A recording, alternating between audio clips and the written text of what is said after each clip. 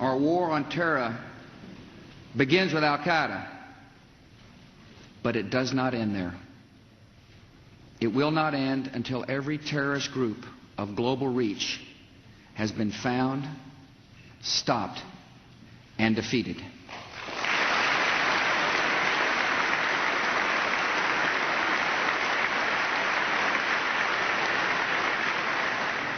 Americans are asking, why do they hate us? They hate what they see right here in this chamber, a democratically elected government. Their leaders are self-appointed. They hate our freedoms, our freedom of religion, our freedom of speech, our freedom to vote and assemble and disagree with each other.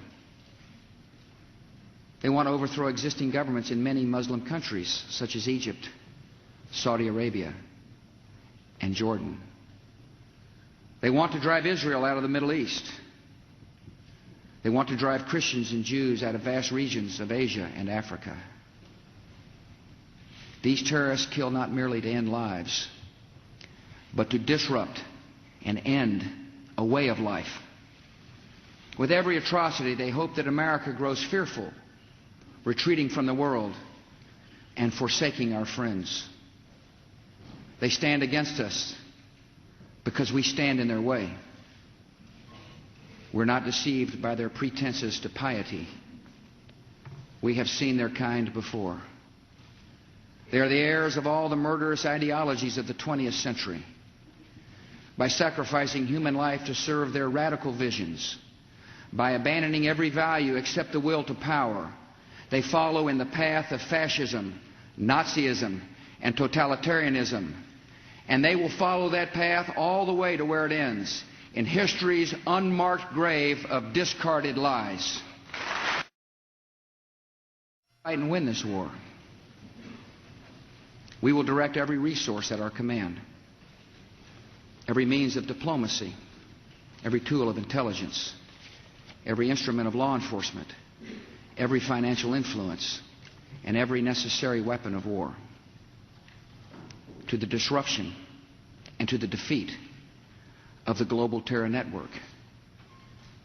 Now, this war will not be like the war against Iraq a decade ago, with a decisive liberation of territory and a swift conclusion.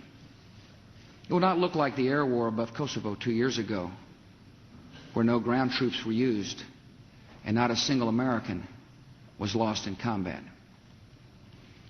Our response involves far more than instant retaliation and isolated strikes. Americans should not expect one battle, but a lengthy campaign, unlike any other we have ever seen. It may include dramatic strikes, visible on TV, and covert operations, secret even in success. We will starve terrorists of funding, turn them one against another, drive them from place to place until there is no refuge or no rest. And we will pursue nations that provide aid or safe haven to terrorism. Every nation in every region now has a decision to make.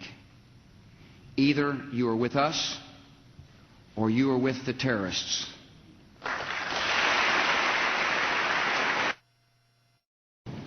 Great harm has been done to us. We have suffered great loss. And in our grief and anger, we have found our mission and our moment. Freedom and fear are at war. The advance of human freedom, the great achievement of our time and the great hope of every time, now depends on us. Our nation, this generation, will lift a dark thread of violence from our people and our future. We will rally the world to this cause by our efforts, by our courage. We will not tire, we will not falter, and we will not fail.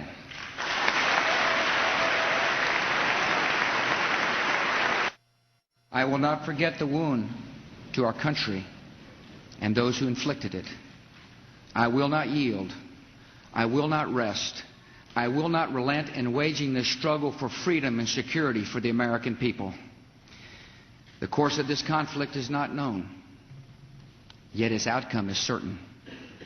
Freedom and fear, justice and cruelty have always been at war, and we know that God is not neutral between them. Fellow citizens,